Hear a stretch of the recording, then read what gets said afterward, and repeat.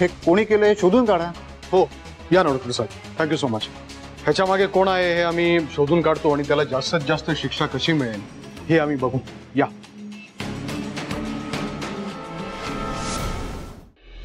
Dad dad dad ऐका ना, doctor काय म्हणाले हे ऐकलत ना तुम्ही?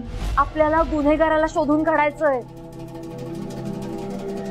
आणि गुन्हेगार कोण आहे हे आपल्याला चांगलंच माहितीये। हे सगळं या दोघींनी घडवून आणलंय,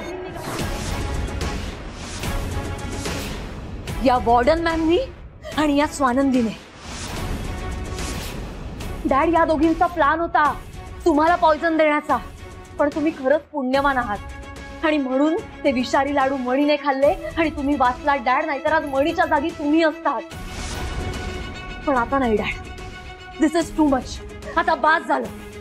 या दोघींना आता मी शिक्षा देणार डॅड। मी या दोघींना पोलिसात देणार।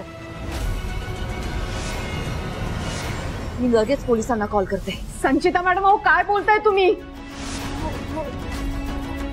साहेब प्लीज माझ्यावर विश्वास ठेवा। अहो त्या लाडवात विष कुणी घालवलं आम्हाला नाही माहिती, आणि मी आपल्याच घरातल्या लोकांना मारायचा प्रयत्न का करेन? ते का आणि कसं आहे आता पोलिसच सांगतील। तुम्हा दोघींना चांगलं झोडपून काढतील ना तेव्हा कळेल। आणि मी डॅड आता ऐकणार नाहीये। मी या दोघींना पोलिसात देणार म्हणजे देणार। थांब संचिता,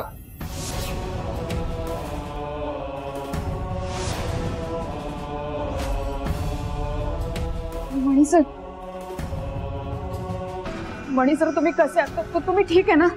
तुम्हाला बरं वाटतंय ना? का वागलं तसं?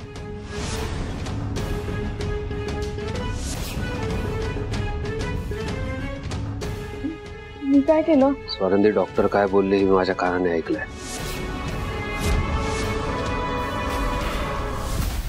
तुम्ही केलेल्या लाडवांमध्ये विष होतं।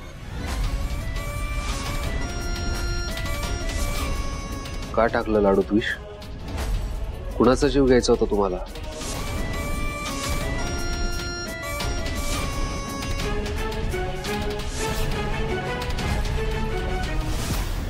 का लाडू खाऊ घालून घरातल्या सगळ्यांना मारायचं होतं तुम्हाला?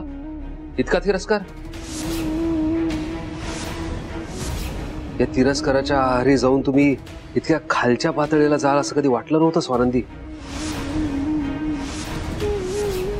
स्वानंदी काय वाटलं होतं तुमच्याबद्दल आणि काय निघालात? शी।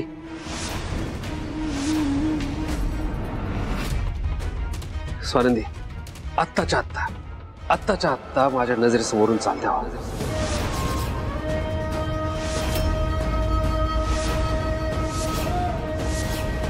आणि परत कधीच दिसू नका।